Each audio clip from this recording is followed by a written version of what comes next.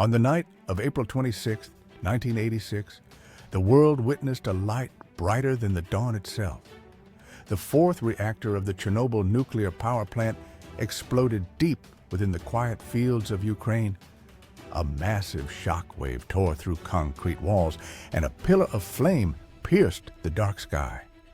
Tons of radioactive material were released into the atmosphere, spreading invisible death with the wind. In the nearby city of Pripyat, families woke to a strange glow on the horizon, believing it was harmless. Parents carried children to balconies to watch the colors dance across the night sky. They did not know that the glowing dust drifting through the air was filled with radiation. By morning, invisible ash had settled on playgrounds, gardens, and the streets of the sleeping city. Within minutes of the explosion, firefighters and engineers rushed toward the burning plant. They were told it was only an electrical fire. No one mentioned the word radiation. The first crews climbed onto the roof, surrounded by fragments of glowing graphite from the reactor. Their boots melted on the hot metal, but they kept working, spraying water into the inferno. Their protective suits were thin, useless against the deadly gamma rays flooding the air. Some absorbed lethal doses within minutes, collapsing before they even reached safety. Others fought through the night, unaware that each breath carried poison into their lungs. They were ordinary men, facing something no one had ever seen. Heroes stepping into oblivion.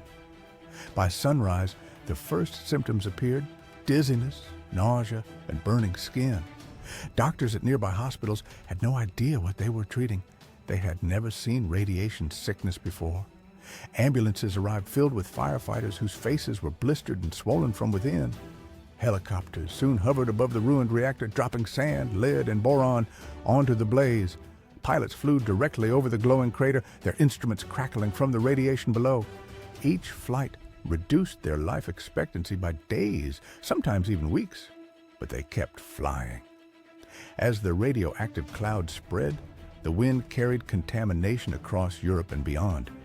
In Pripyat, officials delayed evacuation for over a day, fearing panic among the population. When the order finally came, more than 100,000 people were forced to leave within hours.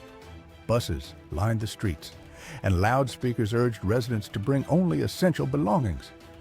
Families left their pets behind, believing they would return after a few days. The city grew silent as the convoy of buses disappeared into the dusty road. Inside the apartments, food sat on tables, radios played softly, and clocks ticked in empty rooms.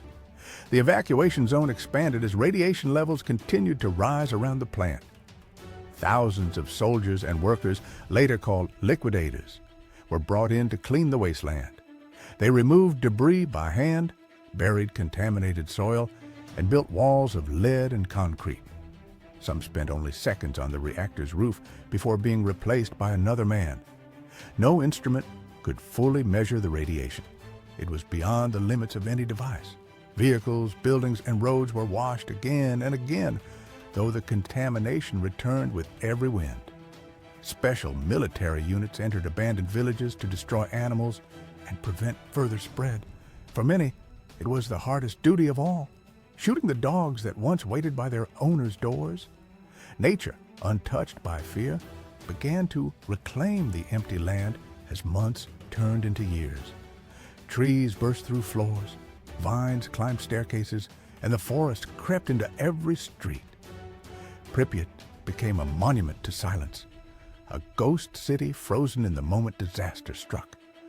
Over the decades, the radiation weakened, but the land remained unsafe for human life. A massive steel dome was built to entomb the reactor and contain a deadly heart. The exclusion zone stretched for 30 kilometers, a lifeless world patrolled by the wind. Yet in this forbidden place, life found a way. Wolves, deer, and birds returned to the ruins.